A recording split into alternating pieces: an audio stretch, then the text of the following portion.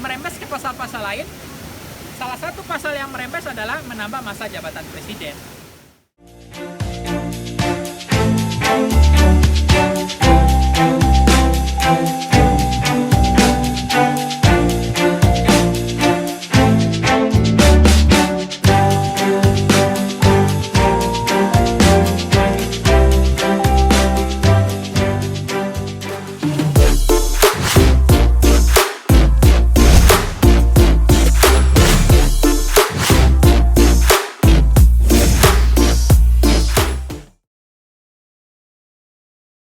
Selamat pagi, kader, para pendengar YouTube Beken Habis. Pagi ini saya sudah ada di Curug apa namanya? Air terjun Ciburial ya, air terjun Ciburial. Saya akan berbagi sedikit dengan teman-teman dengan nuansa hiking ini bicara tentang politik ya, terkait dengan masa jabatan presiden 3 periode. Jadi dengan suasana alam seperti ini kita bicara tentang politik, dia akan lebih cenderung lebih segar gitu. Ya, pertama adalah masa jabatan presiden ini kan ada memang keinginan dari kelompok yang sengaja menghembuskan ini.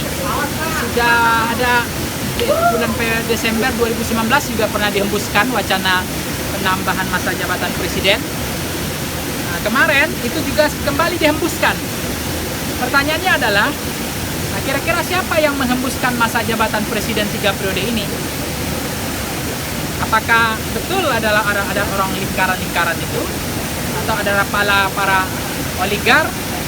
Atau pemilik modal? Atau cukong? Atau ini adalah gelindingan roda lepas dari klientelistik, orang-orang yang selama ini merasa happy, bahagia dengan posisi mereka, Presiden Jokowi hari ini. Mereka merasa kebermanfaatan mereka rasakan sangat besar, sehingga bagi mereka kalau presiden berganti nanti kebahagiaan ini terputus, sehingga mereka mencoba melakukan testing the water ya, istilahnya tuh apa ya, cek ombak lah, cek ombak untuk memastikan apakah sentimennya positif, pro kontranya seperti apa. Minimal mereka berhasil membentuk wacana publik dulu. Nah, setelah berhasil, memang tidak mudah untuk menambah masa jabatan presiden. Di pasal 7 Undang-Undang Dasar 45 perlu yang namanya amandemen. Untuk amandemen itu teman-teman, apakah mudah atau sulit? Sulit sekali sebenarnya. Harus ada sepertiga yang mengusulkan 2/3 ya, yang membahas. Kemudian 50+1 menyetujui pasal itu ditambah atau tidak. Kan kemudian menjadi agak rumit. Kalau dibuka pintu masuknya adalah apa yang mendesak untuk rakyat, itu mestinya. Tapi kalau amandemen hanya untuk menambah masa jabatan presiden, saya pikir juga tidak terlalu urgen ya. Tapi kalau misalnya mengatakan bahwa undang-undang kita banyak kelemahan, maka perlu amandemen. Tapi itu hanya bisa saja nanti pintu masuk saja. Tapi nanti yang dibahas merembes ke pasal-pasal lain. Salah satu pasal yang merembes adalah menambah masa jabatan presiden. Itu juga bisa terjadi. Ya. Bagaimana kemudian kita mengatasi masalah kalau itu dibuka? Ya. Menunjukkan pasal mana yang akan dirubah. Kemudian itu bisa siapa yang bisa menjamin tidak merembes ke pasal-pasal lain? Yang namanya pasal-pasal selundupan. Itu berbahaya sekali. Nanti warga negara kita sebagai warga negara tidak ya bergening gitu. Karena ada pasal-pasal pesanan para oligar, para cukong, para bandar. Dan bukan tidak mungkin kalau kita tidak kawal dengan baik. Kita ingin bagaimana konstitusi kita menjamin kesejahteraan ya bagi masyarakat. Kemudian yang terakhir saya ingin sampaikan, kita hormat ya, terima kasih kepada presiden yang statement beliau saya pikir selalu konsisten. Beliau tidak mau dijebak, beliau tidak mau ini menambah masa jabatan presiden sama saja menampar wajah beliau sendiri, kata beliau. Dan saya lihat statement beliau ini tetap konsisten, beliau tidak berubah. Tapi yang kita khawatirkan adalah nanti tiba-tiba kayak dulu lagi nggak minat, saya belum terpikirkan, belum ada keinginan ke sana, tiba-tiba jadi calon presiden. Nah ini kita juga jangan sampai terkecoh juga.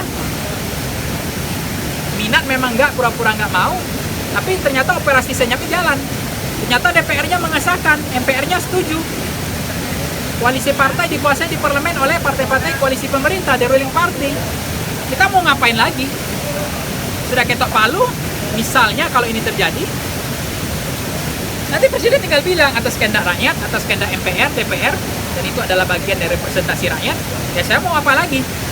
Bukan keinginan saya, tapi kehendak rakyat. Itu kan bisa terjadi. Maka kita harus hati-hati. Kita ingin presiden husnul khotimah, ya, masa jabatannya itu 10 tahun cukup. Jangan sampai jadi seperti roda gelindingan lepas, ya. Untuk menambah masa jabatan itu memang kekuasaan itu nikmat, ya. Tapi jauh lebih berkelas adalah presiden taat kepada konstitusi, amanat undang dasar. Dan sebenarnya tidak gampang. Lahirnya pasal itu, pasal 7 dalam Undang-Undang 45 itu pasal yang sebetulnya asbabun nuzulnya, saya pikir itu menjadi khitoh dari undang-undang. Tidak mungkin itu dibahas, tidak mungkin ada pasal itu kalau tidak ada keinginan untuk membatasi masa jabatan presiden.